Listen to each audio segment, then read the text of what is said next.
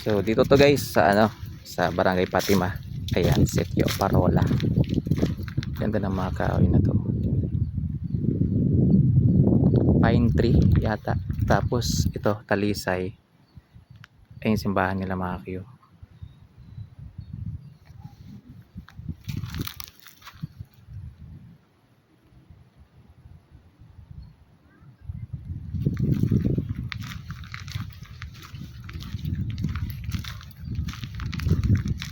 Punta tayo dun sa may seawall.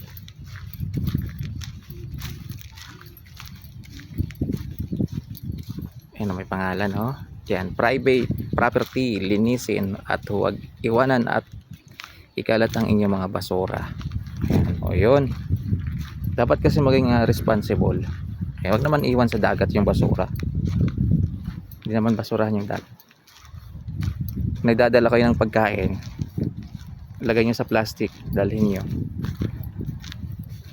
Ayan. May mga tinanim silang bagong mga ano. Ayan oh.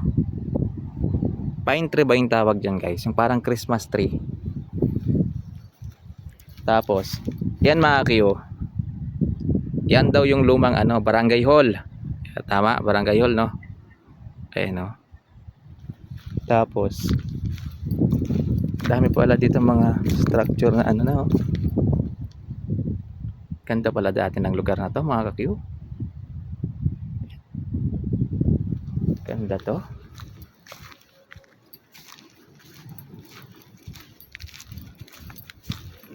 It's a Merry Merry Christmas. Para talaga siyang Christmas tree kung titingnan. Yung kahoy na yan oh. No? Yan. O, tingnan nyo naman dito guys. Napakaganda.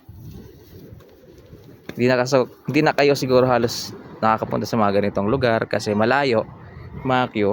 So kapag galing ka dun sa highway, siguro sa malayo, mga nasa ilang meters din yata. Ayan. Tapos mayroong lighthouse dito guys. Ayan o, lighthouse.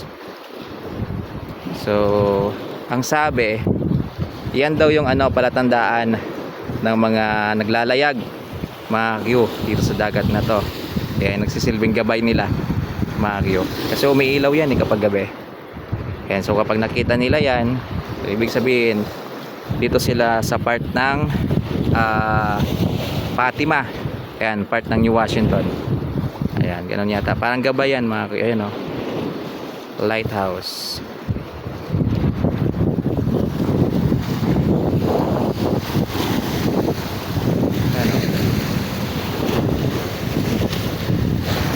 Wala namang gaanong alon mga Q.